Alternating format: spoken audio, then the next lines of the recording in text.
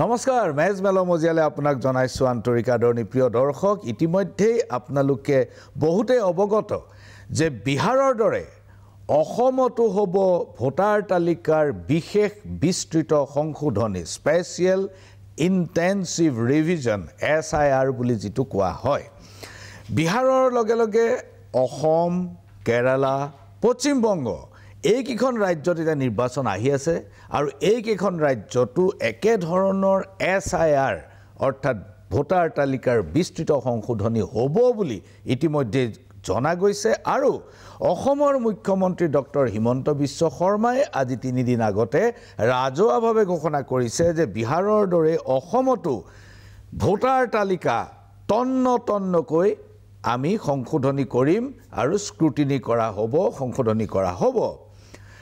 প্ৰিয় দৰ্শক ইয়াৰ আগতে অসমত বিস্তৃত সংশোধনী হৈছিল 1990 চনৰ পৰা 96 চনৰ ভিতৰত যেতিয়া মুখ্য নিৰ্বাচনী আয়ুক্ত TN শাসন আছিল তেতিয়া সদৌ অসম ছাত্ৰ সন্থাৰ দাবী মৰ্মে তেতিয়া TN শাসনে এটা বিস্তৃত সংশোধনীৰ ব্যৱস্থা কৰিছিল 2 বছৰ ধৰি চলা এই বিস্তৃত সংশোধনীৰ সময়ত প্ৰায় 3.5 লক্ষ ভোটাৰক সন্দেহজনক ভোটাৰ বুলি গণ্য কৰা হ'ল এই 3.5 লক্ষ ভোটাৰে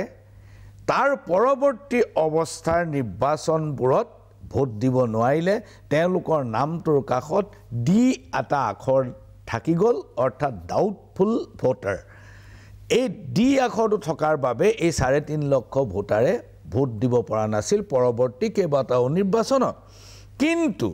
ট্ৰাইব্যুনেলত যেতিয়া গোচৰবোৰ এটা কৈ উঠিল এই 3.5 লক্ষৰ ভিতৰত প্ৰায় 3 লাখ মানুহে বৈধ নাগৰিক বুলি স্বীকৃত হ'ল আৰু এতিয়া যিখিনি ডি ভোটাৰ আছে সেইখিনি হাজাৰৰ হিচাপত আছে লাখৰ হিচাপত নাই তেওঁলোকৰ গোচৰবোৰ ট্ৰাইব্যুনেলত চলি আছে প্ৰিয় দৰ্শক ভোটাৰ তালিকাৰ বিস্তৃত সংশোধনী হোৱাত কাৰো আপত্তি থাকিব নালাগে ইয়াত বৈধ নাগৰিক বিচাৰ কৰাৰ বাবে ই এটা প্ৰক্ৰিয়া কিন্তু এই যে TN শাসনৰ শাসনকালত বা TN শাসন মুখ্য নিৰ্বাচন আয়ুক্ত হৈ থাকোতে যি ধৰণৰ বিস্তৃত সংশোধনী হ'ল ইয়াৰ পৰা কিন্তু আমাৰ যিটো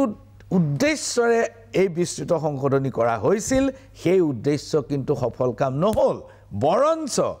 একাংশ ভোটাৰক ভোটাধিকাৰৰ পৰা বঞ্চিত কৰাটোতে সফল হ'ল প্ৰশাসন ইয়াৰ বাহিৰে বিদেশী নাগৰিকৰ যাচাই বা বাছনি বা চিনাক্তকৰণ অথবা বহিষ্কৰণ কোনোটোৱে সম্ভৱ হৈ নুঠিল এতিয়া আকৌ আহিছে ভোটাৰ তালিকাৰ বিস্তৃত সংশোধনীৰ প্ৰশ্ন এই বিষয়ত আলোচনা কৰিবলৈ আজি আমি মেজমেললৈ নিমন্ত্ৰণ কৰিছিলোঁ প্ৰদেশ মহিলা কংগ্ৰেছৰ সভাপতি মীৰা বৰঠাকুৰ নমস্কাৰ জ্যেষ্ঠ আমাৰ অধিবক্তা উচ্চ ন্যায়ালয়ৰ অধিবক্তা শান্তনু বৰঠাকুৰ আৰু বিজেপিৰ মুখ্য মুখপাত্ৰ কিশোৰ উপাধ্যায় মই মীৰা বৰঠাকুৰৰ পৰা আৰম্ভ কৰিম মীৰা বৰঠাকুৰ আপোনাৰ ওপেনিং ৰিমাৰ্ক 2 মিনিটৰ ভিতৰত আপুনি ক'ব লাগিব যে অসমত বিস্তৃত সংশোধনীটো কেনে হ'ব পাৰে অথবা হোৱাটো উচিত নে অনুচিত চাওক ভোটাৰ তালিকাৰ সংশোধনীটো আজি প্ৰক্ৰিয়া নহয় আগতেও প্ৰক্ৰিয়াটো চলি আছে কিন্তু আপুনি যদি এইকেইদিনৰ যদি আপুনি একদম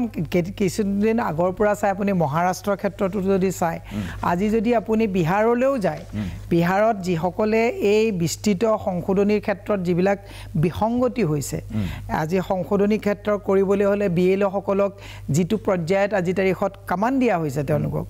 আৰু যিবিলাকে এই বাতৰিবিলাক পোহৰলৈ আনিছে তেনেকুৱা পৰ্টেল বা সাংবাদিক বিলাককো মুখ বন্ধ কৰা হৈছে ভিত্তিগ্ৰস্ত কৰা হৈছে এই কথাবিলাক যাতে পোহৰলৈ নানে তেনেকুৱা এটা ব্যৱস্থা কৰা হৈছে এতিয়া নিৰ্বাচন আয়োগে যদি সততাৰে নিৰ্বাচন আয়োগৰ যিটো চৰিত্ৰ হেতু বৰ্তাই যদি তেওঁলোকে সংশোধনী বা তাত কিবা সংযোজন কৰে তাত আপত্তি নাই কিন্তু এই গুটেই কথাটো এজ ডাইৰেক্টেড বাই গুটেই কথাটো বিজেপিৰ নিচিনা হৈছে আজি তাৰিখত নিৰ্বাচন কমিশন মানে মানে এটা স্বতন্ত্ৰ যিটো এটা তেওঁলোকৰ যিটো হেৰি ভূমিকা থাকিব লাগে এইটো নাই গতিকে এইটো দুৰ্ভাগ্যজনক কথা নিৰ্বাচন কমিশ্যন একচুৱেলি বায়াছ হ'ব নালাগে গতিকে আপুনি এটা কথা আপুনি চাব আজি মই অলপ আগত এটা নিউজত মই চাই আহিলোঁ বিহাৰত BLO যিজনে কৈছে যে এতিয়া ভোটাৰ লিষ্টত নাম সংশোধন বা সংযোজন কৰিবৰ কাৰণে আগতে যিবিলাক ধৰক ID লাগিছিলে বা কিবা আধাৰ কাৰ্ড লাগিছিলে কিবা ডকুমেণ্টছ লাগিছিলে এতিয়া তেওঁ কৈছে যে তেওঁক এটা দিনত 1300 ফৰ্ম দিয়া হৈছে BLO জনক 1300 ফৰ্মৰে তেওঁ কৈছে যে মই 130খন বাদ দি বাকি গোটেইবিলাক মানে তেওঁ তাত ইনক্লুড কৰিবলৈ সক্ষম হৈছে তেতিয়া তেওঁ সুধিলে যদি এই পেপাৰছৰ যিবিলাক অজুহাত আছিলে এই কথাবিলাক যদি থাকিলেহেঁতেন তেতিয়াহ'লে আপুনি এটা দিনত ইমানখিনি কৰিব পাৰিলে নেহেঁতেন BLO গভৰ্ণমেণ্ট অফিচ মানে চৰকাৰীভাৱে থাকে তেওঁ কৈছে যদি এখন আগৰ প্ৰচেষ্টাত হ'লহেঁতেন মই ইমান সোনকালে এইখিনি কৰিব নোৱাৰিলোহেঁতেন কিন্তু মোক ইনষ্ট্ৰাকশ্যন দিয়া হৈছে যে এইখিনি সোনকালে কৰি তেওঁক জমা দিব লাগে আৰু তাৰ ফলত তেওঁ কৈছে যে মানে তেওঁ সেই বহু দিনৰ পৰা ভোট দি থকা বহু মানুহ বাদ পৰিছে বহুত মানুহ তাত ইনক্লুড হৈছে যাৰ মানে পেপাৰছ কোনো ডকুমেণ্টেশ্যন নাই গতিকে এইটো শান্তনু বৰঠাকুৰৰ ওচৰলৈ যাম মই আকৌ আপোনাৰ ওচৰলৈ আহিম শান্তনু বৰঠাকুৰৰ অপেনিং ৰিমাৰ্ক চাওক এই গোটেই যিটো কথা সেই কথাটোত আমি এটা কথা চাব লাগিব যে নিৰ্বাচন আয়োগৰ এখন ভোটাৰ তালিকাৰ আপোনাৰ সংশোধনৰ কাৰণে কৰাৰ ক্ষমতা আছে আৰু সেই ক্ষমতাৰ প্ৰয়োগ তেওঁলোকে কৰিবই পাৰে খালি ঘটনাটো হৈছে যে ক্ষমতাৰ প্ৰয়োগটো কৰাৰ বিতৰ্কটো কিয় হৈছে বিতৰ্কটো হৈছে যে ক্ষমতাৰ প্ৰয়োগটো কৰাৰ সময়টো এতিয়া বিহাৰ নিৰ্বাচন আহি আছে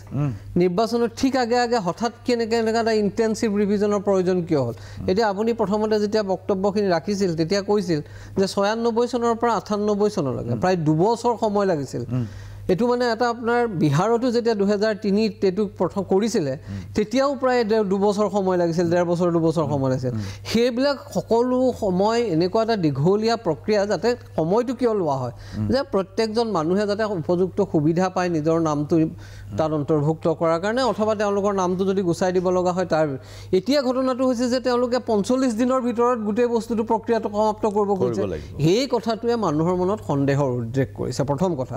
দ্বিতীয় কথা আপুনি বক্তব্য ৰাখোতে আপুনি আৰম্ভণিৰ বক্তব্যখিনি ৰাখোতে মুখ্যমন্ত্ৰী দোহাই দি পেলাই এটা কথা ক'লে এটা মুখ্যমন্ত্ৰীয়ে যেতিয়া ক'লে যে সন্দেহটো মানুহৰ ক'ত হয় যে আমি ভোটাৰ তালিকাৰ ইন্টেনসিভ ৰিভিজন কৰিম হেতুটো মুখ্যমন্ত্ৰীৰ কাম নহয় হেতু কাম হল আপোনাৰ নিৰ্বাচনী আয়োগৰ কাম নিৰ্বাচনী আয়োগ এটা স্বতন্ত্ৰ সংস্থা তাৰ নাম মুখ্যমন্ত্ৰীৰ লগত সম্পৰ্ক আছে না অন্য ৰাজনৈতিক দলৰ লগত সম্পৰ্ক আছে সেই কথাটো যে কৰিম বুলি ক'ব সেই কথাটো ক'ব পৰাৰ ক্ষমতাটো কেৱল নিৰ্বাচনী আয়োগৰ আছে তেনেকুৱা এটা সময়ত মুখ্যমন্ত্ৰীজনে যেতিয়া নিজে কথাটো ক'ব সেইটোৱে মানুহৰ মনত সন্দেহৰ উদ্ৰেক কৰে যে ইয়াৰ আৰৰ উদ্দেশ্য কি অৰ্থাৎ তেওঁলোকৰ স্বতন্ত্ৰতা সম্পৰ্কে প্ৰশ্ন উত্থাপন কৰে আৰু মই ভাবো যে আজিৰ তাৰিখত যেটো প্ৰশ্ন উত্থাপন হৈছে গোটেই আপোনাৰ ইন্টেনসিভ ৰিভিজনৰ স্পেশাল ইন্টেনসিভ ৰিভিজনক কেন্দ্ৰ কৰি তাৰ কাৰণটোৱে হ'ল যে এই ধৰণৰ যি আপোনাৰ এক্সিকিউটিভ কাৰ্যকালিকাৰ এই স্বতন্ত্ৰ সংস্থাটোৰ ওপৰত হস্তক্ষেপ আছে নেকি সেই প্ৰশ্নটো আমাৰ সন্মুখত থিয় হৈছে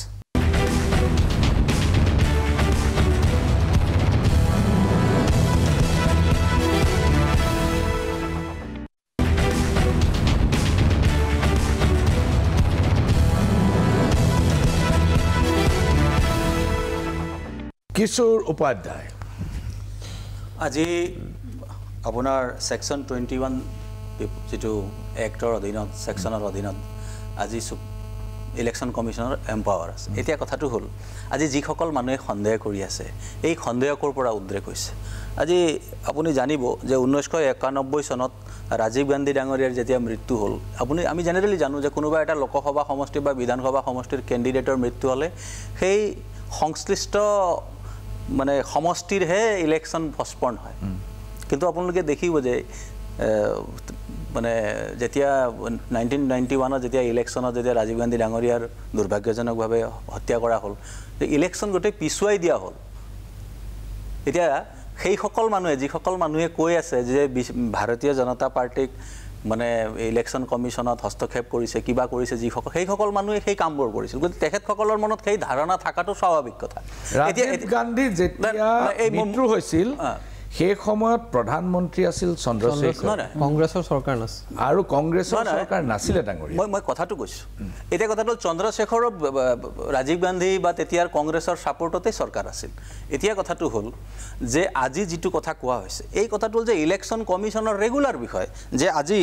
ইণ্টেনচিভ ৰিভিজনটো হৈছে এনেকুৱা কথা নহয় কংগ্ৰেছৰ দিনত 1952 56 1957 1961 পৰা আৰম্ভ কৰি 2004 এইবিলাক বস্তু হৈ আছে সেই সময়তো আমি কোনেও বা হয়তো আমি তেতিয়া নাছিলোঁ এটা বেলেগ কথা কিন্তু তাতো কোনো ধৰণৰ কুৱেশ্যন নাছিল আজি কুৱেশ্যন কিয় এৰাইজ কৰিছে তেওঁলোকে কাৰণ তেওঁলোকৰ মনত নিজৰে সেই সন্দেহ আছে আৰু সেই গাঁত নাই যে আজি ইলেকশ্যন কমিশ্যনে যেতিয়া কৰিব বিচাৰিছে তাত যদি পিছত যদি কিবা খামখেয়ালি হয় যদি কাৰোবাৰ নাম নোলায় তেতিয়া এটা বেলেগ বিষয় কিন্তু আজি ইভেন সুপ্ৰিম কোৰ্টত এইসকল মানুহ গৈছে যিসকল মানুহে আজি বিৰোধিতা কৰিছে সুপ্ৰিম কোৰ্টেওতো কৈছে যে ইলেকশ্যন কমিশ্যন ইজ এম্পাৱাৰ আজি ইভেন সুপ্ৰিম কোৰ্টে যদি দেখাহেঁতেন যে তেওঁ তাত যদি কিবা গণ্ডগোল আছে কিবা খেলি মেলি আছে ইলেকশ্যন কমিশ্যনৰ ইণ্টেনশ্যনৰ ওপৰত কিবা যদি কুৱেশ্যন মাৰ্ক থাকিল হয় সুপ্ৰিম কোৰ্টে ষ্টে দিলে হয় সুপ্ৰিম কোৰ্টে এটা অবজাৰভেশ্যন দিছে যে ভোটাৰৰ পৰিচয় নিৰ্ণয় কৰাটো ইলেকশ্যন কমিশ্যনৰ দায়িত্ব কিন্তু নাগৰিকত্ব নিৰ্ধাৰণ কৰাটো ইলেকশ্যন কমিশ্যনৰ দায়িত্ব হোম মিনিষ্ট্ৰীৰ দায়িত্ব এতিয়া কথাটো হ'ল ঠিক তেনেকৈ আজি তেওঁলোকে মই এতিয়া কথাটো কৈ দিছোঁ যে 2021 চনত যেতিয়া আপোনাৰ আধাৰ কাৰ্ড লিংকৰ যেতিয়া কথা আহিল তেতিয়া কংগ্ৰেছে কি ক'লে বোলে নাই এইটো লিংক কৰিব নালাগে আজি আকৌ কংগ্ৰেছে কি কৈ আছে বোলে নহয় আধাৰ কাৰ্ড দেখুৱালে খুব হ'ব লাগিব সোমাব লাগিব ভোট এনেকুৱা কথা কৈ থকা নাই জানো যে 21 চনত এটা ষ্টেণ্ড আজি এটা ষ্টেণ্ড তেওঁলোকৰ ষ্টেণ্ড তেওঁলোকে চেঞ্জ কৰি থাকিব আজি আপোনালোকে তেলেংগানাত নিৰ্বাচন হাৰিছে জিকিছে সব ইলেকশ্যন কমিশ্যন ঠিক আছে আজি মহাৰাষ্ট্ৰত ইলেকশ্যন হাৰিলে গতিকে ইলেকশ্যন কমিশ্যন বেয়া এই যে তেওঁলোকৰ ষ্টেণ্ড এই ষ্টেণ্ডটো তেওঁলোকৰ নিজৰ দুৰ্বলতাৰ এটা পৰিচায়ক ইলেকশ্যন কমিশ্যনে তেওঁলোকে যেনেকৈ হস্তক্ষেপ কৰিছিল ভাবিছে যে বিজেপি চৰকাৰে ঠিক তেনেকৈ হস্তক্ষেপ কৰা বুলি কিন্তু এটা কথা ঠিক আজিৰ দিনটোত ইলেকশ্যন কমিশ্যনে আপুনি দেখিছে ইলেকশ্যনৰ সময়ত যাৰ এগেইনষ্টত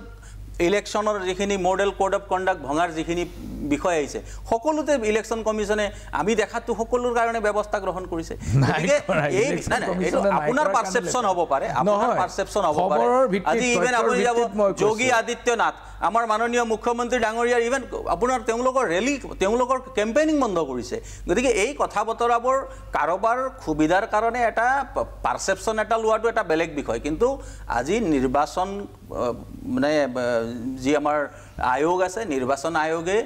ভালভাৱে কাম কৰি আছে আৰু যদি কিবা আপনাৰ 25 জুলাই 28তো আপোনাৰ হিয়াৰিঙে আছে সুপ্ৰিম কোৰ্টটো আমি আৰু কাৰো বায়াস 26 জুলাই লাষ্ট ডেট তেওঁলোকৰ ফৰ্ম সাবমিশনৰ যদি 28 জুলাই যদি সুপ্ৰিম কোৰ্ট সন্তুষ্ট হয় তেতিয়ালে তাত কাৰো কোৱেশ্চন থাকিব মিৰাব ঠাকুৰ মই এটা কথা কিশোৰ উপাধ্যায় ডাঙৰীয়াক ধন্যবাদ জনাইছোঁ তেওঁ এটা কথা কিন্তু কংগ্ৰেছক তেওঁ ফ'ল' কৰিছে মই কংগ্ৰেছৰ দিনত ভাল হৈছে বেয়া হৈছে কোৱা নাই কিন্তু তেওঁ চনবিলাক কৈ গৈছে ৰাজীৱ গান্ধীৰ কথা কৈছে গোটেই কথাবিলাক তাৰমানে কংগ্ৰেছৰ দিনত কৰাবিলাকে বিজেপিয়ে চলাই আছে বিজেপি এতিয়াও কংগ্ৰেছৰ নীতি নিৰ্দেশনাৰে চলি আছে নেকি মই ক'ব বিচাৰিছোঁ কংগ্ৰেছৰ দিনত কি কৰিছে আপুনি উদাহৰণবিলাক দিব নালাগে আপোনালোকৰ দিনত কি হৈছে আপোনালোকৰ দিনত মই মহাৰাষ্ট্ৰলৈও নাযাওঁ আজি বিহাৰলৈও নাযাওঁ আমিও নিৰ্বাচন খেলিছোঁ নিৰ্বাচনৰ সময়ত আপোনালোকৰ দিনত কিমান অনিয়ম চলিছে তাৰ কমপ্লেইন দিলে কমপ্লেইন নলয় আজি তাৰিখত আপুনি নিৰ্বাচন মই নিজেই খেলি আপুনি মই যেতিয়া 21ত নিৰ্বাচন খেলিছোঁ আপুনি দেখিছে তাত গুলিয়াগুলি হৈছে বাছ জ্বলাই দিয়া হৈছে ৱেষ্ট গুৱাহাটীত যেতিয়া হৈছিলে সেইখিনি সময়তো আমি যেতিয়া কমপ্লেইন দিলোঁ তেতিয়া ৰিটাৰ্ণিং অফিচাৰে কয় যে কমপ্লেইন নলয় মই নিজে 18টা ইভিএমৰ যেতিয়া ফৰ্ম 17ৰ লগত মিলা নাই কমপ্লেইন দিওঁতে তেওঁলোকে কমপ্লেইনেই নলয় তাৰমানে তেওঁলোক যে বায়াস এই কথাটো একচুৱেলি তেওঁলোকে মানি লোৱাটো উচিত দ্বিতীয় কথাটো কৈছোঁ প্ৰত্যেকটো বস্তুৱে ইলেকশ্যন কমিশ্যনৰ গোটেই কথাখিনি শান্তনু বৰঠাকুৰ ডাঙৰীয়াই যেনেকৈ কৈছে মুখ্যমন্ত্ৰীয়ে কয় আমি এইটো এনেকৈ কৰিম আমি এইটো সংশোধন কৰিম তাৰমানে গোটেই বস্তুটো ডিজাইনটো ক্ৰেডেন্সিয়েলটো গোটেই বস্তুটো কোনে বনাই দিয়ে মুখ্যমন্ত্ৰীয়ে বনায় আৰু ইয়াত কাঠপুতলাৰ নিচিনা কামটো কৰে কথা ক'বলৈও ভয় আজিকালি মানুহখিনি গোচৰ চোচৰ দি দিয়ে বহুত দিগদাৰ গতিকে নাম চাম নলওঁ তথাপিও মই এটা কথা কৈছোঁ যে গণতন্ত্ৰৰ যিটো আমাৰ মানে ব্যৱস্থা এই ব্যৱস্থাত যদি ইলেকশ্যন কমিশ্যন আপোনালোকে কংগ্ৰেছৰ দিনত কি হৈছিলে ক'ত কি হৈছিলে এই কথাবিলাক বাদ দিয়ক আপোনালোকেতো নিকা কৰিম বুলি আহিছে আপোনালোকেতো বিশ্বগুৰু হ'ম বুলি আহিছে আপোনালোকে শূন্য সহনশীল দুৰ্নীতিৰ ক্ষেত্ৰত কৰিম বুলি আহিছে আপোনালোকে কংগ্ৰেছৰ ধাৰাবিলাক পৃষ্ঠাবিলাক কিয় উলিয়াই আছে আমি কৈছোঁ বিশ্বগুৰু হ'ব বিচৰা বিজেপি পাৰ্টীয়ে না খাওঁগা না খানে দুংগা ক'তো শূন্য সহনশীল মানে দুৰ্নীতিৰ ক্ষেত্ৰত ক'তো জিৰ' টলাৰেঞ্চৰ কথা কোৱা বিজেপি চৰকাৰে ইলেকশ্যন কমিশ্যনাৰক একচুৱেলি তেওঁলোকৰ হস্তগত কৰিব নালাগে আৰু ইলেকশ্যন কমিশ্যনলৈ আমাৰ এটা অনুৰোধ আছে যে আপোনালোকে এতিয়া আমাৰ সংশোধনী চলি আছে এই যে পঞ্চায়ত ইলেকশ্যন হৈ গ'ল প্ৰশান্ত ৰাজগুৰু ডাঙৰীয়া পঞ্চায়ত ইলেকশ্যনত বহু মানুহে লোকসভা ইলেকশ্যনত ভোট দিয়া মানুহে এবাৰ ভোট দিব নোৱাৰিলে সেইবিলাক কোনো বাংলাদেশী নহয় শইকীয়া বৰা হাজৰিকে এনেকুৱা মানুহে এবাৰ ভোট দিব তেওঁলোকে নোৱাৰিলে গতিকে এই কথাবিলাক বিভিন্ন শংকা আছে তেওঁলোকৰ এটা কথা মই আপোনালোকক কৈছোঁ তেওঁলোকে বিশেষভাৱে যিটো পৰিকল্পনা কৰিছে আমিও এতিয়া এইটো বস্তু চাইছোঁ আমাৰ তাত 18 তাৰিখলৈকে তেওঁলোকে এটা মানে কিবা উজৰ আপত্তি আছে নেকি আমাক ব্যৱস্থা দিছে কিন্তু উজৰ আপত্তি আপুনি যিমানেই নিদিয়ক কিয় সেই কথাটো কিন্তু তাত গ্ৰাহ্য নহয় শান্তনু বৰঠাকুৰ ডাঙৰীয়া বিহাৰত যি ইণ্টেনচিভ ৰিভিজন হৈছে তাত 11 বিধ নথিৰ কথা কোৱা হৈছে 11 বিধ নথিৰ ভিতৰত পাছপৰ্টো আছে আন কিবা কিবি আছে কিন্তু লগত কেইটামান চৰ্ত দিয়া হৈছে 2003 চনৰ ভোটাৰ তালিকাখন তেওঁলোকে ভিত্তি হিচাপে লৈছে 2003 চনৰ ভোটাৰ তালিকাত যিসকলৰ নাম থাকিব তেওঁলোকৰ একো সমস্যা নাই 2003 চনৰ পৰা 25 চনৰ ভিতৰত 22খন ভোটাৰ তালিকা আপগ্ৰেড কৰা হ'ল প্ৰতি বছৰে আপগ্ৰেডেশ্যন হৈ থাকে মানুহ মৰিলে উলিয়াই দিয়ে নতুন ভোটাৰ সোমাই দিয়ে এই 22খন ভোটাৰ তালিকাত যিবিলাকৰ নাম আছে তেওঁলোকৰ ভিতৰত 1987 চনৰ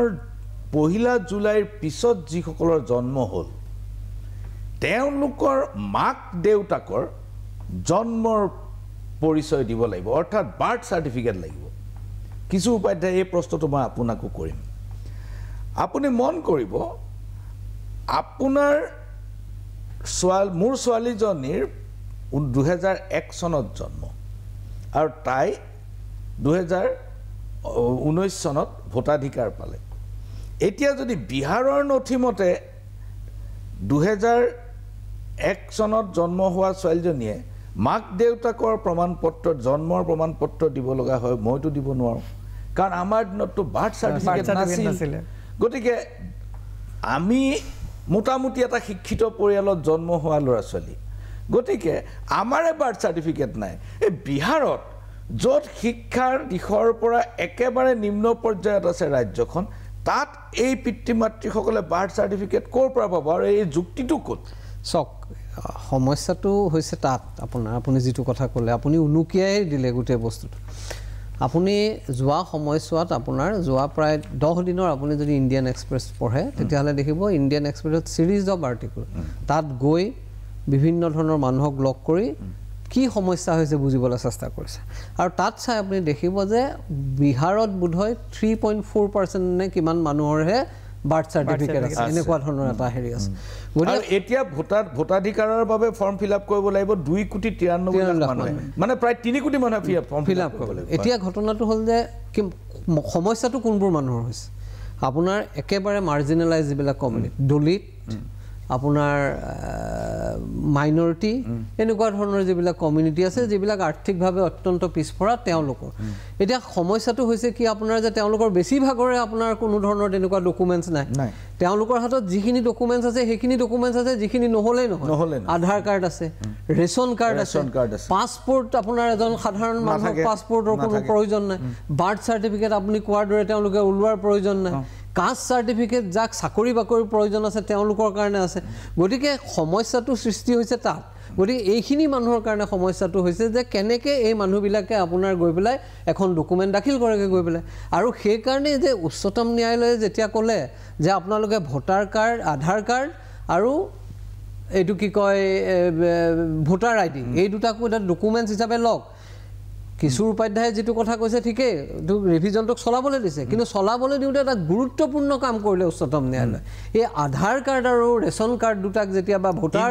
আইডিটো ইনক্লুড কৰিলে তেতিয়াহ'লে এই যিবিলাক মানুহৰ হাতত কোনো ডকুমেণ্টছ নাছিল সেইবিলাক মানুহে এতিয়া নিজৰ ডকুমেণ্টছখিনি দিবলৈ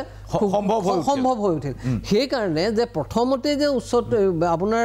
তেওঁলোকে যিটো সিদ্ধান্ত লৈছিল সেই সিদ্ধান্তটো মই ভাবোঁ যে এটা গণ্ডগোলীয়া সিদ্ধান্ত আছিল এইটোৰ ফলত বৃহৎ সংখ্যক মানুহ আপোনাৰ এইটোৰ প্ৰক্ৰিয়াৰ পৰা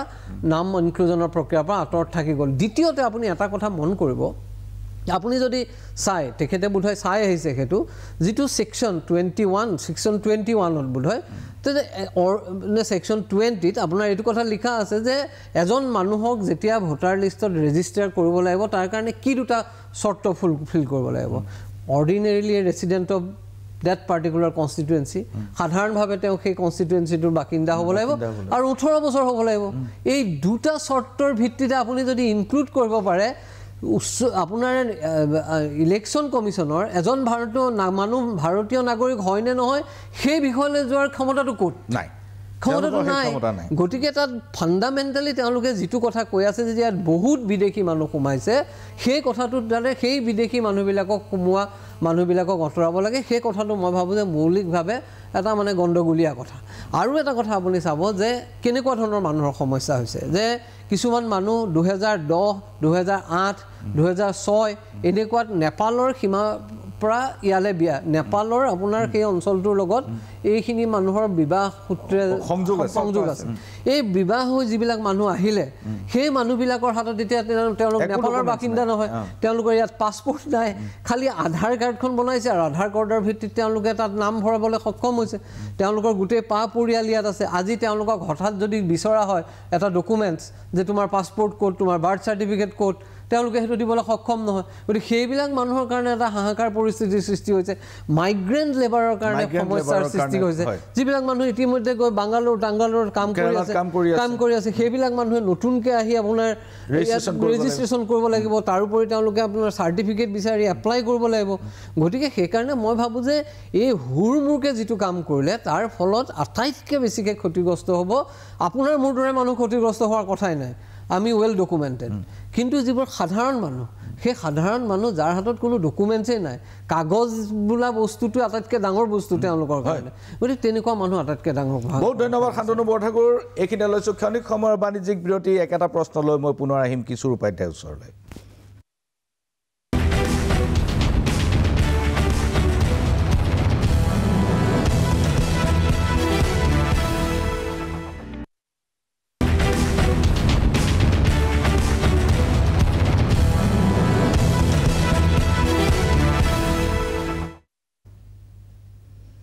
পুনৰ ঘূৰি আহিছোঁ মেজমেলৰ মজিয়ালৈ আৰু মেজমেলত আজি বিষয় ভোটাৰ তালিকাৰ বিস্তৃত সংশোধন বিৰতিৰ পূৰ্বে মই কৈছিলোঁ কিশোৰ উপাধ্যায় যে 1987 চনৰ পিছত জন্ম হোৱা ল'ৰা ছোৱালীবোৰে যাৰ নাম এতিয়া ভোটাৰ তালিকাত আছে তেওঁলোকে তেওঁলোকৰ দেউতাক মাকৰ জন্মৰ প্ৰমাণপত্ৰ বাৰ্থ চাৰ্টিফিকেট কেনেকৈ দিয়াটো সম্ভৱ হ'ব মোৰ ছোৱালীয়ে দিব নোৱাৰে মোৰ এই বস্তুটো মই ভাবোঁ যে 1987 চনৰ পিছত যিসকলৰ জন্মগ্ৰহণ কৰিছে তেওঁলোকৰ বাৰ্থ চাৰ্টিফিকেট লাগিব তেওঁলোকৰ মাক দেউতাকৰ আইডাৰ নহয় জুলাইৰ পৰা আপুনি চাব নহয় তাত হেৰি আছে কেটেগৰী আছে 1 জানুৱাৰীৰ পৰা 1987 পিছত যিসকল মানুহে 1987 পিছত জন্মগ্ৰহণ কৰা যিসকল মানুহে এপ্লাই কৰিব দে নিড দ্য চাৰ্টিফিকেটছ এক নম্বৰ কথা দ্বিতীয় কথাটো হ'ল আজি নহয় তাত দুটা কেটেগৰী আছে মই কৈছোঁ পহিলা জুলাইৰ পৰা পহিলা জানুৱাৰীৰ পৰা 30 জুলাইৰ ভিতৰত জন্ম হোৱা যিটো কেটেগৰী তেওঁলোকে মাক বা দেউতাক যিকোনো এজনৰ বাৰ্থ চাৰ্টিফিকেট দিব লাগিব আৰু জুলাইৰ পৰা আগষ্টৰ পৰা জুলাইৰ পৰা ডিচেম্বৰলৈকে জন্ম হোৱাবোৰ দুইজনৰ নহয় তেওঁলোক যে ভাৰত ইয়াৰে আছিল বা ভোটাৰ আছিল তাৰ চাৰ্টিফিকেট দিব লাগিব আৰু place name and birth certificate দাদা 1987 যিসকল মানুহে জন্মগ্ৰহণ কৰিছে সেইসকলৰ পিছৰ মানুহৰ বাৰ্থ কিন্তু তাৰ আগতো আপুনি চাব তাৰ আগতো বাৰ্থ চাৰ্টিফিকেট কাৰো নাই তাৰ আগত জন্মগ্ৰহণ নাই কিন্তু যিসকল বিচাৰিছে তেওঁলোকেও দিব নোৱাৰে এতিয়া কথাটো হ'ল চাক ইয়াত আমিতো এনআৰচি আমাৰ ইয়াত কৰা হৈছে ভুলৈ শুদ্ধে কি হৈছে এটা বেলেগ বিষয় আমিতো তেতিয়াও ভাবিছিলোঁ যে আমাৰ 3 কোটি মানুহৰ ডকুমেণ্টছ ক'ৰ পৰা আহিব 2 কোটি 92 লাখ কিমান আহিব আহিলতো মানুহ এতিয়া নহয় কিছু উপায় এটা কৰে মই আপোনাক ৰেফাৰেন্সত কৈ দিছোঁ সুপ্ৰিম কোৰ্টে 3 বাৰ ৰিভিজন কৰিছে that's why list of proof তেতিয়া সদখন ছাত্ৰখণ্ডে বেয়া পালে সেইকাৰণে লিষ্ট অফ প্ৰুফত 5টা ডকুমেণ্ট আছিল সেইটো গৈ 18টা হ'ল সুপ্ৰিম কোৰ্টৰ হিয়াৰিং আছে 28 তাৰিখে এতিয়া যদি ইলেকশ্যন কমিশ্যনে হুইমজিকেলি কৰিছে ইলেকশ্যন কমিশ্যনে সকলো গ্ৰাউণ্ড চিটুৱেশ্যনটো যে তেওঁলোকে নিজে ভবা নাই বা কৰা নাই তেতিয়াতো সুপ্ৰিম কোৰ্টে ব্যৱস্থা গ্ৰহণ কৰিবই আৰু এটা কথা নিশ্চিত যে আমি যেহেতুকে এইটো সাব জুডিচ আছে আজি সুপ্ৰিম কোৰ্টৰ তাত যেহেতুকে বিষয়বস্তু গৈছে সুপ্ৰিম কোৰ্টে নিশ্চিতভাৱে ব্যৱস্থা গ্ৰহণ কৰিব ইয়া আমাৰ ইয়াত যেনেকৈ ঘটনা হ'ল এতিয়া কথাটো হ'ল এনেকুৱা বিষয় নহয় যে তাত বিজেপিয়ে কৰিব দিছে কাৰণে দিছে এনেকুৱা নহয় হয়তো ইলেকশ্যন কমিশ্যনে এটা নিৰ্দিষ্ট টাইম ফ্ৰেম লৈ লৈছে সেই টাইম ফ্ৰেমত যদি নহয় আকৌ পিছলৈ আমাৰ ইয়াতো এপ্লিকেশ্যন কিবা এটা কৰিলেও 2 বাৰ 3 বাৰ বঢ়াই দিয়া যায় এটা আপোনাৰ ভোটাৰ লিষ্টত নাম বঢ়োৱাৰ ক্ষেত্ৰত আজি ইলেকশ্যন কমিশ্যনে এটা টাইমটোতো বান্ধিয়ে ল'ব লাগিব ন কেতিয়াবা ঘৰ বান্ধিম 2 মাহৰ ভিতৰত মই ঘৰ বান্ধি শেষ কৰিম 2 মাহ নহ'ব 3 মাহ 4 মাহ লাগিব পাৰে তেনেকুৱা এটা বিষয় হ'ব পাৰে সেই কথাটোক লৈ ইলেকশ্যন কমিশ্যনে এটা টাইম ফ্ৰেম লৈ কৰা কামটো আমি তাৰ আগতে এটা আগৰে এটা চিন্তা চৰ্চা লৈ প্ৰিকনসিভড এটা মাইণ্ডত নাই ইয়াত বিজেপি জড়িত আছে এনেকুৱা কৰাটো কেতিয়াও সত্য হ'ব নোৱাৰে আৰু দ্বিতীয় কথাটো হ'ল যে আমাৰ যেহেতুকে সুপ্ৰিম কোৰ্ট আমাৰ জুডিচিয়াৰী ভাইব্ৰেণ্ট যদি সেইসকল মানুহৰ অসুবিধা হয় যিসকল মানুহে ভোটাৰ লিষ্ট যিখিনি দিব আজিতো কথা হ'ল যে সুপ্ৰিম কোৰ্টে অৰ্ডাৰ দিছে যে আধাৰ কাৰ্ড আপোনালোকে গ্ৰহণ কৰিব অৰ্ডাৰ কৰিছে নাই এতিয়া কথাটো হ'ল যে এটা অনুষ্ঠানে এটা ইনষ্টিটিউশ্যনে যেতিয়া বিষয়টো কৰিছে সেই ক্ষেত্ৰত নিশ্চিতভাৱে চেক এণ্ড বেলেঞ্চ আছে আৰু সেই কথাত আমিও কৈছোঁ যে প্ৰতিজন মানুহৰ হিয়াৰিং হ'ব লাগিব হিয়াৰিং নোহোৱাকৈ এজন মানুহৰ নাম কাটিলে হাইকোৰ্ট সুপ্ৰিম কোৰ্ট এনেতো পৰি থকা নাই তেওঁলোকেও ব্যৱস্থা গ্ৰহণ কৰিব আৰু এই কথাটো ইলেকশ্যন কমিশ্যনে নজনাকৈ থকা নাই আৰু আমাৰ বিশেষকৈ অসমৰ পৰিপ্ৰেক্ষিতত এইটো আৰু প্ৰয়োজনীয় আছে আজি তাত কি হৈছে আপুনি দেখিছে যে কিছুমান জিলাত যিমান ভোটাৰ আছে তাতকৈ 166% কিষণগঞ্জত 166% বেছি দেখোন তাত আধাৰ কাৰ্ড ইস্যু হৈ আছে কিহৰ কাৰণে হৈছে যে যিমান ভোটাৰ আছে তাতকৈ 166% বেছি হৈছে 1 কোটি মৰা মানুহৰ নাম ভোটাৰ লিষ্টত আছে গতিকে এই কথা বতৰাবিলাক আমি অকল মানুহৰ অসুবিধা হৈছে বুজি পাইছোঁ কিন্তু তাৰ লগে লগে দেশৰ এই গোটেই বিষয়বস্তুটোত দেশৰ নিৰাপত্তাৰ কথা আছে সুৰক্ষাৰ কথা আছে এই কথাবোৰ আজিৰ দিনটোত আগতে 2-3 বছৰ 4 বছৰ লাগিছিল এইটো মানিছোঁ আমি যে 2004 চনত লাগিছিল তেতিয়া টেকন'লজিকেলি ইমান ইম্প্ৰুভ হোৱা নাছিল আজি টেকন'লজিকেলি ইম্প্ৰুভ হৈছে গতিকে এই কথা বতৰা এজন মানুহ আজিৰ পৰা 20 বছৰ আগত মোৰ সমষ্টি বৰচলাৰ পৰা তেজপুৰলৈ যাওঁতে 4 ঘণ্টা 3 ঘণ্টা টাইম লাগিছিল আজি 15 মিনিটত গৈ পায় গতিকে এই সকলোবোৰ কথা আণ্ডাৰ কনচিডাৰেশ্যন সুপ্ৰিম কোৰ্টৰ তাত কেছ আছে কংগ্ৰেছৰ পৰা আৰম্ভ কৰি সকলোৱে সুপ্ৰিম কোৰ্টত যিহেতুকে গৈছে তাত এতিয়া যে যদি ইলেকশ্যন কমিশ্যনে যদি মানুহক যদি টাইম নিদিয়ে তেতিয়াহ'লে নিশ্চিতভাৱে সুপ্ৰিম কোৰ্টে ব্যৱস্থা গ্ৰহণ কৰিব তাত আমি বহুত চিন্তা কৰিবলগীয়া সকলোৰে হিয়াৰিং হ'বই লাগিব এইটো নেচাৰেল জাষ্টিচ নহয় মই এটা কথা মই আপোনাক সুধিব খুজিছোঁ যে বিস্তৃত সংশোধনীটো দেখাত তেখেতে যিটো বুজাব চেষ্টা কৰিছে সেইটো হৈছে যে 1 কোটি মৰা মানুহৰ নাম আছে এই মৰা মানুহবোৰৰ নামটো উলিয়াব লাগিব আৰু নতুন যিবোৰ এছপাইৰেণ্ট ভোটাৰ তেওঁলোকৰ নামটো ভৰাব লাগিব এনেকুৱা কেছ গৈছে যে নিজে গৈ পেলাই BLOক ডকুমেণ্ট দিছে যে মোৰ দেউতা ঢুকাল আৰু ঢুকোৱাৰ পিছত নামটো কাটিছে আকৌ সেই মানুহটোকে আকৌ তাৰ প্ৰমাণ কৰিবলৈ দিয়া হৈছে যে তুমি এতিয়া চিটিজেন হয় নে নহয় প্ৰমাণ কৰা তেনেকুৱা বহুত এক্সাম্পল খবৰ কাগজত আহিছে এতিয়া কথা হ'ল অসমত যিটো বিস্তৃত সংশোধনী হৈছিল আৰু তাৰ ৰেফাৰেঞ্চটো আছিল বিদেশী নাগৰিক ইয়াৰ ৰেফাৰেঞ্চটো বিদেশী নাগৰিক হয় যদিও সেইটো আংশিক নেপালৰ পৰা অহা কিছুমান মাইগ্ৰেণ্টৰ লৈ পেলাই কৰিছে কিন্তু তাত আপুনি ইভেন এতিয়া পাইছে যে বাংলাদেশী ম্যানমাৰৰ পৰা অহা মানুহ ইভেন নেপালৰ পৰা অহা কিছু মানুহৰ নাম পাইছে এতিয়া কথা তেনেকুৱা অলপ পাৰ্চিয়েল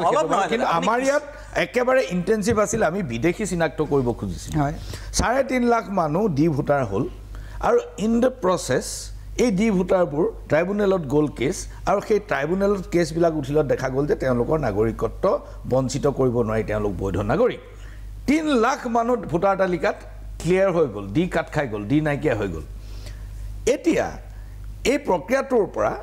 3 লক্ষ মানুহক আপুনি কিন্তু ভোটাধিকাৰৰ পৰা বঞ্চিত কৰিলে কিছুদিনৰ বাবে এই মতলবটো এই যে যিটো বিস্তৃত সংশোধনী হৈছে ইয়াতো তেনেকুৱা কিবা মতলব আছে নেকি ডেফিনেটলি আপুনি সেইটোৰ দ্বাৰা তেনেকুৱা মতলব কৰিব খুজিছে নেকি দুটা কথা আপুনি চাব লাগিব আপুনি ৰাহুল গান্ধী ডাঙৰীয়া মহাৰাষ্ট্ৰৰ ইলেকশ্যনৰ পিছত গোটেই ডাটাবেছ গোটেই কথাখিনি কৈছিলে যে কিমান লক্ষ মানুহ তাত বাহিৰৰ পৰা আনি পেলাই তাত মানে মহাৰাষ্ট্ৰৰ নহয় তাত ইনক্লুড কৰা হৈছিলে এই কথাবিলাক কওঁতে এখেতসকলে কয় যে এখেতসকলে মহাৰাষ্ট্ৰত হাৰিছে কাৰণে তাত কমপ্লেইন কৰে বেলেগত জিকিছে কাৰণে এনেকৈ কৰে আমি কৈছোঁ আমি কমপ্লেইন দিছোঁ আপোনালোকে ভেৰিফাই কৰক ছেকেণ্ড কথাটো তেখেতে কৈছে যে যিবিলাক বিদেশী নাগৰিকৰ কথা কৈছে বিদেশী নাগৰিক হয় নে নহয় এইটো ইলেকশ্যন কমিশ্যনৰ কাম নহয় হয় জানো শান্তনু বৰঠাকুৰ ডাঙৰীয়া আছে বিদেশী নাগৰিক হয় নে নহয় আমিতো সেইকাৰণে শুদ্ধ এনআৰচি এখনৰ কাৰণে সদায় মাতি আছো আমি বৰঠাকুৰ মই ৰাহুল গান্ধীৰ প্ৰেজেন্টেশ্যন মই দেখিছোঁ আৰু মহাৰাষ্ট্ৰ সম্পৰ্কত মই বাকী বিতৰ্কবিলাকো শুনিছোঁ তাত এইটো কথা ঠিক যে মানে 10 বছৰত যিমান ভোটাৰ বাঢ়িল তাতকৈ এবছৰতে তাৰ 10 গুণ বেছি ভোটাৰ বাঢ়িল সেইটো কথা ফিগাৰটো সত্য দ্বিতীয়তে কেইটামান কনষ্টিটুৱেঞ্চিত 35ৰ পৰা 35,000 ভোট সেইবাৰ বেছিকৈ আহিছে আৰু সেইখিনি বাহিৰৰ পৰা অহা বুলি কোৱা হৈছে যে বাহিৰৰ ভোটাৰে ইয়াত ভোট দিছে কিন্তু মীৰা বৰঠাকুৰ আপোনাক মই সুধিছোঁ আপুনি নিজে দুটা ইলেকশ্যন খেলিছে আপোনাৰ সমষ্টিত যেতিয়া ভোটাৰে লাইন পাতি থাকিব বাহিৰৰ পৰা অহা ভোটাৰে ভোট দিয়াটো সম্ভৱ হ'বনে চাওক মই এটা কথা আপোনাক কৈছোঁ যে যেতিয়া এটা ইলেকশ্যন খেলা যায় আমাৰ যেতিয়া লাইন পাতি থকা যায় বহুত মানুহ ধৰক কিছুমান ভাড়াঘৰত থাকে কিছুমান মানুহ ধৰক চাকৰি সূত্ৰে বাহিৰত থাকে ভোট দিবলৈ আহে ভোটাৰ ৰাইজে যেতিয়া ভোট দিবলৈ যায় আপুনি যেতিয়া লাইনত থাকিব আপুনি আপোনাৰ পৰিয়ালটো ভোট দিয়া কথাটোলৈকেহে থাকিব গোটেই মানুহখিনি আজিকালি গাঁৱত হ'লে বেলেগ কথা গাঁৱত মানুহে গম পায় যে এইটো বনগাঁৱৰ মানুহ ই বনগাঁৱৰ নহয় এইটো আইডেণ্টিফাই কৰিব পাৰিব কিন্তু আৰবান এৰিয়াত আপুনি এইটো আইডেণ্টিফাই কৰিব নোৱাৰে কাৰণ মানুহৰ ইমান ইঘৰ সিঘৰৰ লগত ইমান সম্পৰ্ক নাথাকে সঁচা কথা এইটো সম্পৰ্ক নাথাকে আপুনি আইডেণ্টিফাই কৰিব নোৱাৰে ইষ্ট গুৱাহাটীত ভোট দিওঁ মই যেতিয়া লাইন পাতো মই আগৰো 100জনক চিনি নাপাওঁ আৰু পিছৰো 100জনক সেইটো আপুনি আৰবান এৰিয়াত কথা নোৱাৰে আৰবান এৰিয়াত এইটো হ'ব পাৰে কিন্তু ৰুৰেল এৰিয়াসমূহ ৰুৰেল এৰিয়াত ধৰক আপুনি এতিয়া জাজিমুখত চেণ্টাৰ এটা দেখিলোঁ ধৰক জাজিমুখ হাইস্কুলৰ চেণ্টাৰটোত বুথত কোনোবাই ভোট দিব গৈছে তাত আপুনি বাহিৰৰ মানুহ দুটা যেতিয়া আহিব ওচৰৰ মানুহে বু বাবা কৰিব এইটো আমাৰ জাজিমুখৰ এখন স্কুলৰ কাৰণ 1200 বা মেক্সিমাম 1250 ভোটাৰ থাকে এটা বুথত এই 1250 ভোটৰ লগত গাঁৱৰ মানুহে গম পাই যাব যে ই নহয় সেইটো গাঁৱৰ মানুহে নিজেও কৈ দিব যদি তেনেকুৱা হয় সেইটো বস্তু ক'ব এতিয়া মই আপোনাক কৈছোঁ যোৱা ইলেকশ্যনত কি হৈছে যোৱা ইলেকশ্যনবিলাকত যেতিয়া গাঁওবিলাক ইলেকশ্যনত গম পাইছে যে আমুক বৰা ঢুকাইছে এই ঢুকুৱা মানুহজনৰ ক্ষেত্ৰত যেতিয়া ভিতৰত কোনোবা দুটা চাৰিটা গৈ পেলাই লাষ্টত যেতিয়া এই কামটো কৰে তেতিয়া গাঁৱৰ মানুহত হুলস্থুল হৈছে আপোনালোকে দেখিছে যে মৰা মানুহৰো ভোট দিছে মই এতিয়া সেই কথাটোলৈ নাযাওঁ মই কৈছোঁ যে ভোটাৰ লিষ্টৰ বিস্তৃত যিটো এতিয়া তেওঁলোকে কাম কৰিবলৈ গৈছে সময়টো খুব তাকৰ সময় তাকৰটোৰ ভিতৰতে আপোনাক মই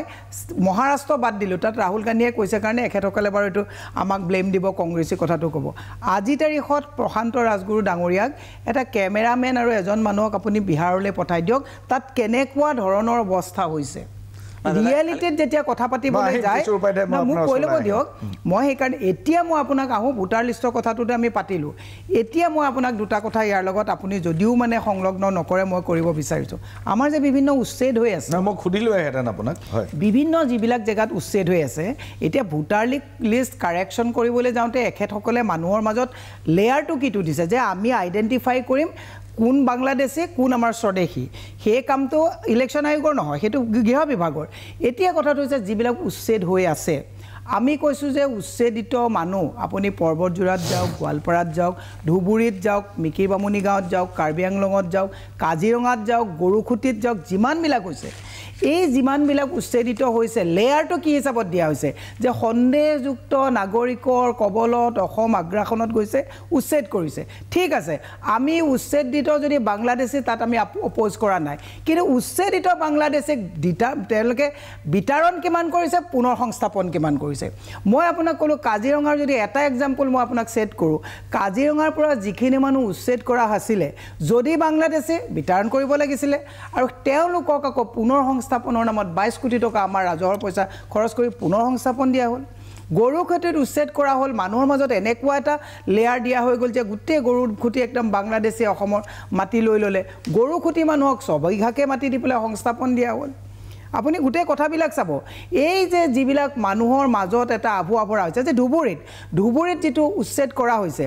আজি হাইকোৰ্টত আপোনাৰ কিছুমান ষ্টে হৈছে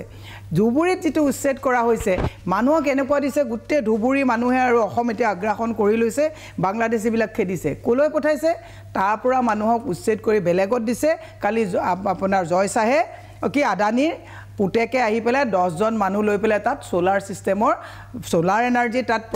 পাৱাৰ প্ৰজেক্ট বহাবৰ কাৰণে তাত আহি পেলাই তেওঁলোকে ফিল্ড ভেৰিফিকেশ্যনত আহিছে মোৰ কথাটো হৈছে অসমৰ মাননীয় মুখ্যমন্ত্ৰীলৈ মোৰ এটা অনুৰোধ আপোনালোকে সোলাৰ প্ৰজেক্ট কৰিব বিচাৰিছে কৰি লওক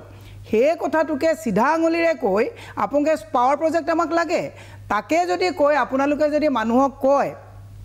উচ্ছেদিত মানুহক সময় দি কয় যে আপোনালোকক এইখিনি পা উচ্ছেদ কৰি তাত সংস্থাপন দিছো ইয়াত সোলাৰ প্ৰজেক্ট হ'ব আমি এনাৰ্জি পাম ইয়াতে আমি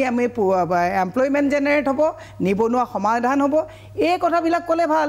বুলডোজাৰ লগাই মানুহক কৈছে যে মিয়াই খালে বাংলাদেশে খালে আকৌ সেই মাটিখিনিত কোন বহিছে সোলাৰ প্ৰজেক্ট বহিছে আৰু সেই উচ্ছেদিত মানুহখিনিক কি কৰিছে অসমৰ বেলেগ এটো জেগাত আকৌ আপোনাক সংস্থাপন দিছে হাফ হৈ খুটিছে বেজ হৈ জাৰিছে আমি কৈছো যে আমি বাংলাদেশীৰ পক্ষত নাই কংগ্ৰেছৰ এজনো মানুহ বাংলাদেশীৰ পক্ষত নাই এতিয়া মুখ্যমন্ত্ৰীয়ে জুম লৈ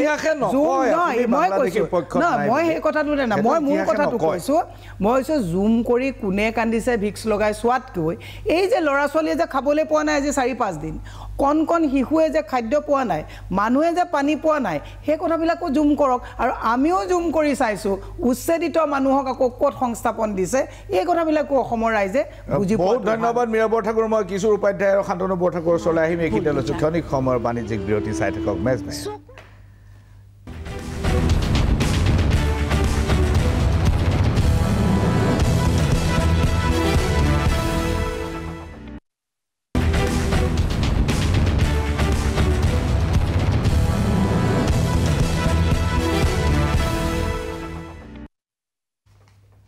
মই শান্তনু বৰঠাকুৰৰ ওচৰলৈ অহাৰ পূৰ্বে মই কিশোৰ উপাধ্যায়ৰ ওচৰলৈ যাব খুজিছোঁ যে বাহিৰৰ ভোটাৰ মোৰ অলপ সন্দেহ আছে কথাটোত মীৰা বৰঠাকুৰ ডাঙৰীয়ানে যদিও কৈছে যে বাহিৰৰ ভোটাৰ দি ভোট দিয়াব পাৰিয়ে মহাৰাষ্ট্ৰত হৈছে মহাৰাষ্ট্ৰত কি হৈছিল মোৰ সঠিক তথ্য নাই কিন্তু বাহিৰৰ ভোটাৰৰ মোৰ মতেৰে ভোট দিব নোৱাৰে কিন্তু ব্যৱস্থা এটা হৈছে মই যেটো বুজিছোঁ ফৰ্ম 6 এনেকুৱা এখন নথি যেটো অনলাইনত আপুনি যিকোনো জেগাৰ পৰা আপুনি যদি সেইখন ফিল আপ কৰে কৰি পেলাই অসমৰ কোনোবা এজনৰ মাৰফত যদি আপুনি আপোনাৰ ঠিকনাটো দেখাব পাৰে তেতিয়াহ'লে আপুনি ভোটাধিকাৰ পাই যায় আৰু এইটো ভেৰিফাই কৰিব লাগে কিন্তু নিৰ্বাচন আয়োগৰ ওপৰত যেহেতু বিশ্বাসটো কম গতিকে ভেৰিফিকেশ্যনটো কিমান দূৰ হ'ব এই কথাটো লৈ বহু পক্ষ সন্দিহান কিশোৰ উপাধ্যায় এই কথাটোৰ অৱকাশ কিমান এই বিষয়টো হ'ল কি মানে আপোনাৰ মানে দোষ দিবৰ কাৰণে বেলেগ বহুত বেছি বস্তু বিষয় পোৱা নাযায় কাৰণে এইবোৰ কোৱা হৈছে আজি আপুনি কওক 40,000 ভোটাৰ এটা বিধানসভা সমষ্টিত যদি বেছি হয় মোৰ বৰচলা বিধানসভাত 219টা বুথ আছে আপুনি যদি 40 আল্টিমেট গোটেই ভাৰতবৰ্ষতে কি প্ৰায় কেতিয়াবা কৰবাত 3 লাখ 4 লাখ হ'ব বেলেগ কথা নহলে এভাৰেজ 2,10,000 ভোট থাকিব এতিয়া কথাটো হ'ল 2,10,000 ভোটাৰ থকা সমষ্টিত যদি 40,000 মানুহ বাঢ়ে তাৰ মানে প্ৰতিটো বুথত এভাৰেজ 210 মানুহ বাঢ়িব মানে এটা বুথ এখন গাঁৱত 210 জন মানুহ বেছিকৈ গৈ ভোট দিব যাব এটো সম্ভৱপৰ কথা হয় নেকি উনি সাধাৰণতে ধৰক 40,000 ভোট এখন একৰা সমষ্টিত বাঢ়িছে বুলি কমপ্লেইন কৰিছে ৰাহুল গান্ধীয়ে কেনেকৈ সম্ভৱপৰ হ'ব পাৰে যে 200 জন মানুহ সেইখন গাঁৱত গৈ ভোট দিব আহিছে যিসকল মানুহ তাত পৰিচিত নহয় এটো সম্ভৱপৰ হ'ব পাৰে প্ৰতিটো পাৰ্টিৰ তাত আপোনাৰ এজেণ্ট থাকে এজেণ্ট নাথাকে না প্ৰতিটো পাৰ্টিৰ এজেণ্ট থাকে তাত বাহিৰত এজন এজেণ্ট থাকে পিছপাৰ এজেণ্ট থাকে সেই মানে গাঁৱৰ বুথ কমিটিৰ মানুহবিলাক টেবুল লৈ তাত সেইকাৰণে কৈছো এইটো ইম্প্ৰেক্টিকেল কথা নহয় কিন্তু আপুনি চাওক মহাৰাষ্ট্ৰৰ ক্ষেত্ৰত আৰু এটা ঘটনা ঘটিছে সেইটো হ'ল যে সন্ধিয়া 5টা বজাৰ পিছত এইটো পিয়ৰলি সেইখন পঞ্চায়তৰে কোনোবা মানুহে আহি তাত থিয় হ'ব পাৰে কিবা কৰিব পাৰে বেলেগ বিষয়বস্তু এজন দুজন ভোটাৰ হলেও কোনোবাই মানিব পাৰে যে ঠিক আছে এজন দুজন কোনোবা ভোটাৰ একটা বুথত সোমাই গ'ল মানিব পাৰে আপুনি যুক্তিৰ খাতিৰত এই গাঁও যিসকল মানুহে চাইছে তেওঁলোকে নিজে বিচাৰ বিবেচনা কৰিব এখন গাঁৱত গৈ এটা বুথত গৈ 200 জন বাহিৰৰ ৰাজ্যৰ মানুহে গৈ ভোট দিব এটো সম্ভৱপৰ কেতিয়াও হ'ব কিশোৰ উপাধ্যায় চাওক মহাৰাষ্ট্ৰত সন্ধিয়া 5 বজাৰ পৰা 7 বজাৰ ভিতৰত 65 লাখ মানুহে ভোট দিছে না আৰু যদি আপুনি হিসাব কৰে আপুনি যদি হিসাব কৰিছে যে প্ৰতি ভোটাৰ বুথত 200কে বাঢ়িব যদি আপুনি হিসাব কৰে প্ৰত্যেকটো বুথত 16 ঘণ্টা পৰ্যন্ত লাইন পাতি থাকিলেহে কিমানখিনি মানুহ আমাৰ ঠেলামাৰাতে এবাৰ পঞ্চায়তত ঠেলামাৰাত মই দেখিছো মানুহ 11টা বজালৈ ভোট দিছে ৰাতি 11টা বজালৈ ভোট দিছে পঞ্চায়ত ইলেকশ্যনতো সম্ভৱ এবাৰ যি ভোট হৈছে বহুত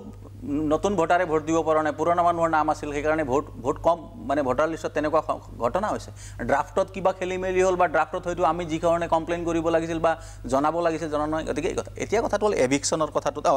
এটা ক্লিয়াৰেঞ্চ আপোনাক দি দিওঁ আপুনি কৈছিল যে 87ৰ পিছত জন্মগ্ৰহণ কৰা সকলক মাক বাপেকৰ সাৰ্টিফিকেট নহয় কৈছে for those born between 1 July 1987 and December 2 2004 they must also submit proof of their parents citizenship using the same list of documents কোনো বার্থ সাৰ্টিফিকেটৰ কথা কোৱা হোৱা নাই সেম লিস্ট অফ ডকুমেন্টস নাই আপুনি সিটিজেনশিপৰ কাৰণে হয়তো তাৰ ভোটাৰ লিষ্ট হ'ব পাৰে তাৰ বেলেগ কিবা ডকুমেন্ট হ'ব পাৰে ইয়াত বাৰ্থ সাৰ্টিফিকেটৰ কথাটো কোৱাই নাই name and place to prove your citizenship to prove the birth. obviously লাগিব হেতু সাক to prove your citizenship মাক বাপেকৰ কাৰোবাৰ মোৰ যদি কালি citizenship prove কৰিব লাগে মোৰ দেউতাৰ কিবা এটা যদি ডকুমেন্ট শো নকৰো তো মই কেনেকৈ citizenship বা মোৰ লিগেসি কেনেকৈ মই লাইনেজ কেনেকৈ মই সাবমিট কৰিম গতিকে তাৰ কাৰণে তেওঁলোকে 2003 ইলেক্টৰেল ৰোলখন বেছ হিচাপে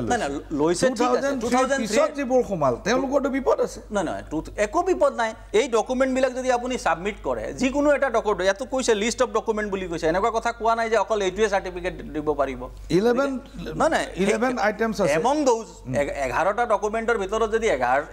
এটাও ডকুমেন্ট নাই তেতিয়ালতো তাৰ পিছত বেলেগ যদি কোনোবা আছে এতিয়া মোৰ লৰাৰ ক্ষেত্ৰত মোৰ কিবা ডকুমেন্ট থাকে এতিয়া সুপ্ৰিম কোৰ্টে আধাৰ আৰু ৰেশন কাৰ্ড ইনক্লুড কৰিছে আজি সুপ্ৰিম কোৰ্টে কৈছে সুপ্ৰিম কোৰ্টে মেন্ডেটৰি কৰা নাই ইলেকশন কমিশন মে এটো কি কৈছে যে ইলেকশন কমিশন কৈছে আপুনি চাই লব যে এটো ইলেকশন কমিশনৰ এখতিয়াৰৰ ভিতৰৰ বিষয়বস্তু এতিয়া কথাটো হল বাইদেৱে যিখিনি এভিকশনৰ কথা কলে বাইদেউ আজি কংগ্ৰেছত আছে কংগ্ৰেছৰ যিটো যি ধৰণৰ কথা যে আজি তেওঁলোকৰ আছিলা বেলত এভিকশনক লৈ যেনে ধৰণে কান্দিছে বা এই কথাবোৰ আজি তেওঁলোকে কান্দিব লাগিছিল যে আপুনি ভোলানাথ গোস্বামী আদি এলেঙি ক্ষেত্ৰৰ ক্ষত্ৰাধিকাৰ আপোনালোকে নিশ্চয় জানিব তাত কি ঘটনা হৈছিল 1993 কংগ্ৰেছ চৰকাৰ আছিল তেওঁ বাংলাদেশী অৰিজিন মুছলমানসকলে মোৰ ক্ষত্ৰত আহি আক্ৰমণ কৰিছে তাৰ ডেকা ক্ষত্ৰাধিকাৰৰ গুপ্তাংগ কাটি হত্যা কৰিছে তেওঁ মই ইয়াত পঢ়ি আছে মোৰ তাত ডকুমেন্ট আছে তেখেতে লিখা চিঠি আছে এই এঙাৰখোৱা উত্তৰ লখিমপুৰ 24/4/1990 তেখেতে এটা গোহাৰি চপাওতে কংগ্ৰেছ চৰকাৰে সেইজন মানুহক এৰেষ্ট কৰিছিল কিন্তু যিসকলে আহি আক্ৰমণ কৰিলে মানুহজনক মাৰিলে সেইসকলৰ মানুহত কংগ্ৰেছৰ সময়ত একো ব্যৱস্থা নহল এতিয়া আপুনি নগাঁৱত যাব নগাঁৱত ৰামপুৰ সত্ৰ আছে আমাৰ বৰদোৱা থানৰ কাষতে 600 বিঘা মাটি একো নাই তাত আপুনি গৈ চাই আহিব পাৰে মই আজি এসপ্তাহ আগত গৈ চাই আহিছো সেই ৰামপুৰ সত্ৰ উদ্ধাৰৰ কাৰণে দেখোন কংগ্ৰেছে মাত মাতা নাই আজি তেখেত গতিকে আপোনালোকে এভিকশনৰ ক্ষেত্ৰত যি ধৰণে আপোনালোকে বায়াসৰ কথা কৈছে কংগ্ৰেছে অসমৰ মানুহে দেখি আছে কাজিৰঙাৰ ক্ষেত্ৰত কথাটো কৈছো ঘটনাটো হল আপোনালোকৰ 10 বছৰ হল নাই আরে আমার 10 বছর 8 লাখ আমার সরকারে 8 লাখ যিখিনি অবৈধ বেদখল আছিল তারে তো 1,20,000 বিঘা মাটি ঘুরাই লৈছে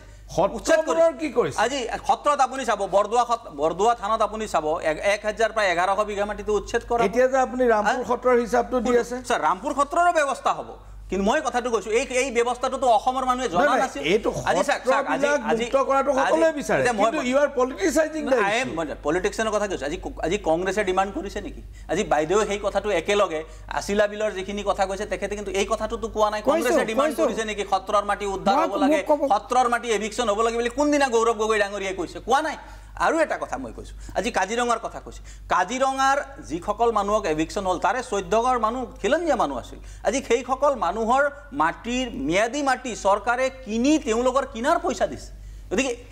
এওঁলোকে কি কৈছে সেই মিছা কথা এটা পেডলিং বাৰে কৰিছে আপুনি চিপাঝাৰত যিখিনি ঘটনা সেইসকল মানুহক একোজন মানুহে 77 78 80 বিঘা মাটি বেদখল কৰি বহি আছিল গতিকে আজি সেইসকল মানুহক যিসকল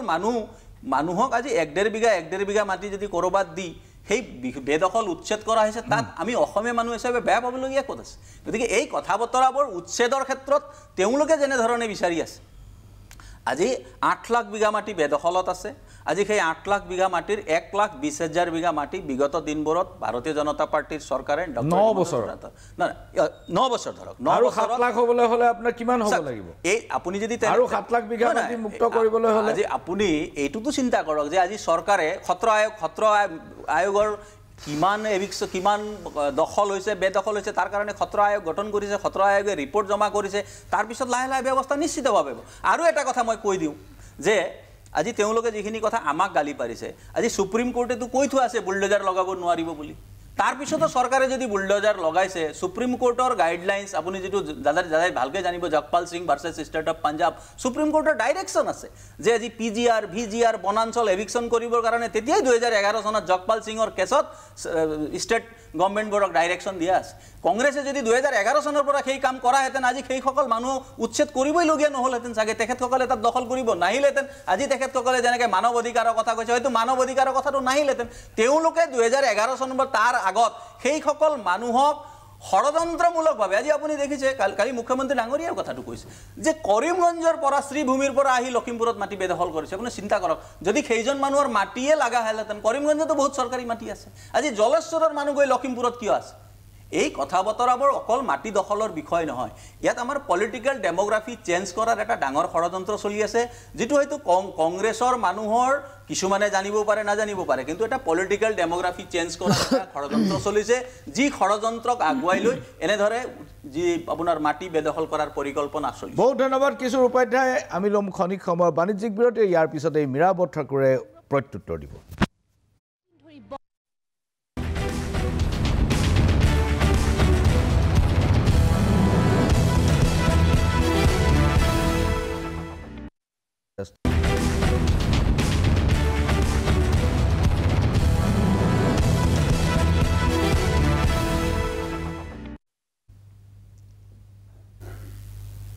ঘূৰি আহিছোঁ পুনৰ মেজমেলৰ মজিয়ালৈ আৰু কিশোৰ উপাধ্যায়ে বহুত অভিযোগ আনিছে যে এইটো এজেণ্ডা লৈ পেলাই পলিটিক্যাল ডেমোগ্ৰাফি আমাৰ যিটো আমাৰ জনগাঁথনি এইটো পৰিৱৰ্তন কৰাৰ বাবে একাংশ মানুহ উঠি পৰি লাগিছে আৰু তাৰ বাবে তেওঁলোকে লাখ লাখ বিঘা মাটি বেদখল কৰিছে 8 লাখ বিঘা মাটি বেদখলত আছে 1 লাখ বিঘা মাটি উদ্ধাৰ কৰা হৈছে কিন্তু মীৰাবৰ ঠাকুৰৰ আপত্তিটো কি না মোৰ আপত্তি নাই মই কৈছোঁ যে 8 লাখ বিঘা মাটি বেদখল হৈ আছে 1 লাখ বিঘা তেওঁলোকে মুক্ত কৰিছে এই মুক্ত কৰা মানুহবিলাক কলৈ গৈছে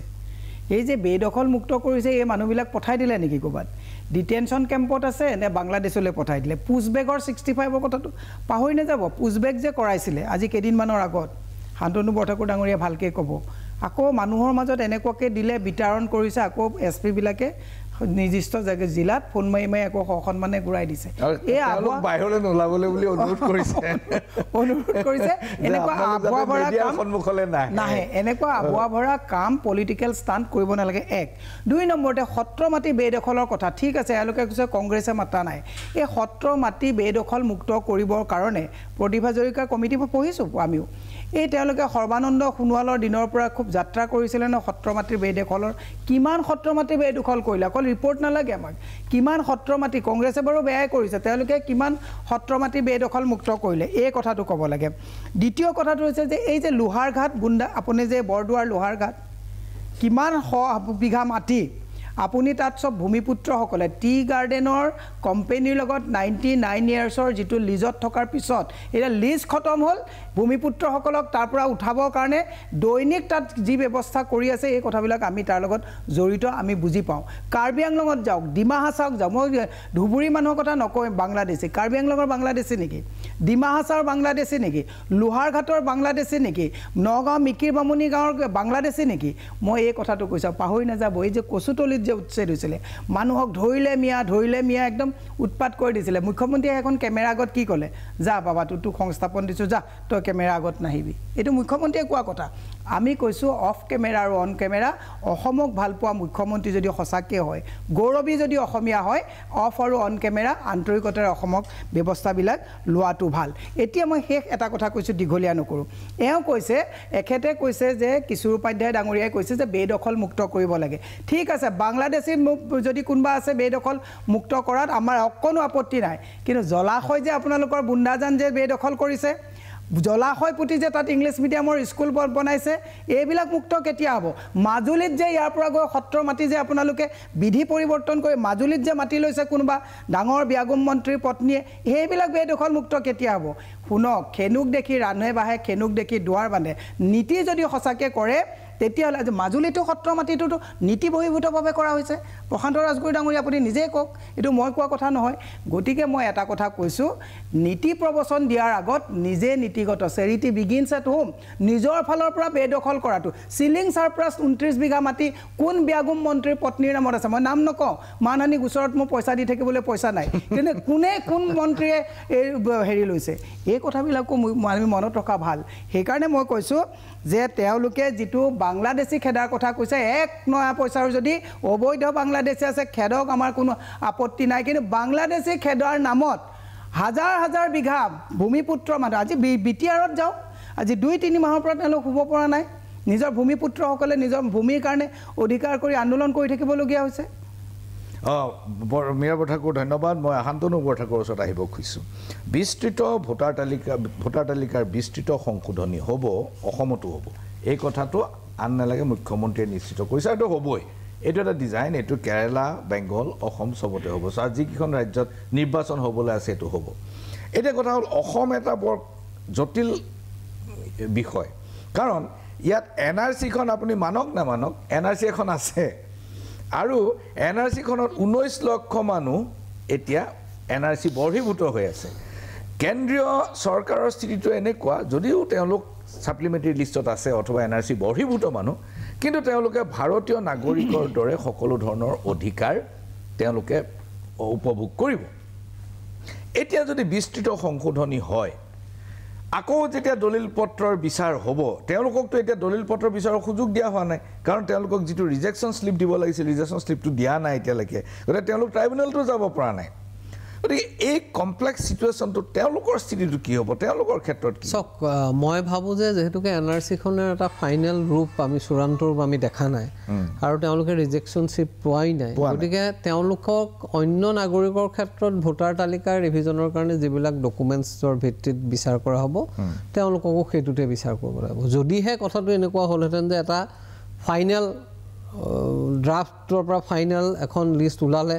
উচ্চতম ন্যায়ালয়ে তাক এপ্ৰুভ কৰিলে তাৰ পিছত আপোনাৰ তেওঁলোকৰ নাম তাত আৰু ভোটাৰ লিষ্টত তেওঁলোকে গৈ ডকুমেণ্ট দেখুৱাই আমাৰো এইটো নাম সোমাব লাগে বুলি ক'ব পৰাৰ কোনো অৰ্থ নাই কাৰণ তেতিয়া তেওঁলোক ট্ৰিবিউনেললৈ যাব ট্ৰিবিউনেলে যেতিয়ালৈকে অপিনিয়ন এটা নিদিব আইডাৰ they are for or they are against তেতিয়ালৈকে আপোনাৰ তেওঁলোকৰ স্থিতিটো তেওঁলোকৰ সোমোৱাৰ কোনো সম্ভাৱনা নাই কিন্তু আজিৰ তাৰিখত যিহেতুকে তেওঁলোকৰ সেইটো নাই সেইখন লিষ্ট ওলোৱাই নাই ৰিজেকশ্যন স্লিপো নাই আৰু তেওঁলোকে অন্য ভাৰতীয় নাগৰিকৰ দৰে সা সুবিধাবোৰ পাই আছে গতিকে তেওঁলোকে অন্য নাগৰিকৰ দৰে যেনেদৰে তেওঁলোকৰ কথাটো বিচাৰ কৰিব লাগিব ডকুমেণ্টছ দিবলৈ দিব লাগিব সেই প্ৰক্ৰিয়াতে তেওঁলোকক দিব লাগিব মোৰ সেইটো ধাৰণা সেইটো মোৰ হেৰি উচ্চতম ন্যায়ালয়ে হস্তক্ষেপ কৰিছে উচ্চতম ন্যায়ালয়ত মুখ্য নিৰ্বাচন আয়ুক্ত আৰু নিৰ্বাচন আয়োগ বাৰম্বাৰ মুখ ঠেকা খাইছে আপুনি এই ক্ষেত্ৰত উচ্চতম ন্যায়ালয়ে কেনেকুৱা ধৰণৰ গাইডলাইন দিব পাৰে বুলি আপোনাৰ বিশ্বাস মানে অকল NRC প্ৰক্ৰিয়া নহয় চাওক মই যিটো ভাবোঁ যে উচ্চতম ন্যায়ালয়ে তিনিটা কথা স্পষ্ট কৰিছে প্ৰথম কথাটো হ'ল যে প্ৰথম শব্দটোতে কৈছে যে ৰাইট টু ভোট এই যে যিখন গোচৰ যিকেইটা আহিছে তাত এটা ইম্পৰ্টেণ্ট কুৱেশ্যন অফ ল উত্থাপিত হৈছে বুলি কৈছে গুৰুত্বপূৰ্ণ আইনৰ প্ৰশ্ন যে ৰাইট টু ভোট মানুহৰ কেনেকৈ কৰ্তন কৰা হ'ব 2 নম্বৰ কথাটো তেওঁলোকে কৈছে যে এই যে খুব কম সময়ৰ ভিতৰত এই যে কৰিবলৈ দিলে তাৰ কাৰণে তেওঁলোকে আপোনাৰ ইলেকশ্যন কমিশ্যনে যিবিলাক ডকুমেণ্টছ বিচাৰিছে তেওঁ কৈছে যে তেওঁলোকে কৈছে যে তাৰ ভিতৰত যিহেতুকে তোমালোক you are not the authority to decide citizenship গতিকে তোমালোকে আধাৰক ল'ব লাগিব এটা বস্তু হিচাপে ৰেচন কাৰ্ডক ল'ব লাগিব পূৰ্বৰ যিখন তেওঁলোকৰ ভোটাৰ কাৰ্ড সেইখন ল'ব লাগিব 3টা এডিশ্যনেল ডকুমেণ্টছ দিছে আৰু শেষত কৈছে যে in the light of the observation made here in above আমি যিখিনি কথা ক'লোঁ তাৰ ভিত্তিতহে নিৰ্বাচনী আয়োগক কামটো আগবঢ়াই নিবলৈ দিছে অৰ্থাৎ সেইকাৰণে তাৰপিছত মই ভাবোঁ যে যিহেতুকে মূল প্ৰশ্নটো থাকি গ'ল যে নিৰ্বাচনী আয়োগৰ এই ক্ষমতা আছে নাই সেইটো এতিয়া কি ধৰণেৰে বিচাৰ কৰে মই সেই কথাটো এতিয়া আগতীয়াকৈ মোৰ কাৰণে মন্তব্য দিয়াটো সম্ভৱ নহয় কিন্তু মই ভাবোঁ যে মোৰ নিজৰ মোৰ জ্ঞানেৰে সীমিত জ্ঞানেৰে মই যিটো কথা ক'ব পাৰোঁ অধিকাৰ ৰিভিজনৰ ইলেকশ্যন কমিশ্যনৰ আছে কিন্তু সেই প্ৰক্ৰিয়াটো কৰিবলৈ যাওঁতে তেওঁলোকে কিমান দূৰলৈকে যাব সেই কথাটোহে মই ভাবোঁ যে ন্যায়পালিকাই বিচাৰ কৰিব চাৰিসীমা বান্ধি দিব লাগিব যে ইমানখিনিলৈকে কোনখিনিলৈকে যাম কাইলৈ যদি এজন BLO বা এজন অফিচাৰে গৈ পেলাই কয় যে ভাৰতীয় নাগৰিক নহয় সেই সিদ্ধান্তটো দিব পৰাৰ অধিকাৰ আছে নে নাই সেই কথাটো সেইটো বিষয় ডিচাইড কৰাৰ সিদ্ধান্তটো দিব পাৰে বহুত ধন্যবাদ আপোনালোক সকলোকে মীৰা বৰঠাকুৰ শান্তনু বৰঠাকুৰ কিশোৰ উপাধ্যায় মেজমেল সামৰিবৰ সময় হ'ল নমস্কাৰ